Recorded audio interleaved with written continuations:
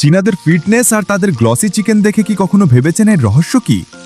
রেস্টুরেন্টে যে ডিশটি 1000 টাকায় খান, আজ দেখাবো সেটি ঘরেই মাত্র 100 টাকায় বানানোর গোপন চাইনিজ টেকনিক। প্রথমে চিকেন লেগ পিস থেকে হাড় আলাদা করে নিন। 1 চামচ ভিনেগার আর লবণ মেশানো পানিতে এটি ভিজিয়ে রাখুন। এতে মাংসের সব রক্ত আর দুর্গন্ধ বেরিয়ে আসবে এবং মাংস হবে তুলতুলে নরম। এবার মাংসের মোটা অংশে কয়েকটা কাট দিয়ে নিন, যাতে ভেতর পর্যন্ত মশলা পৌঁছায়।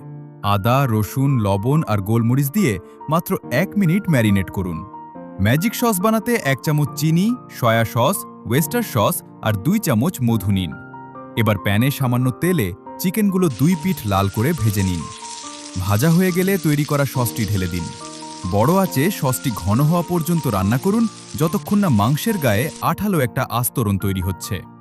ব্যাস, তৈরি হয়ে গেল জিভে জল আনা হানি চিকেন।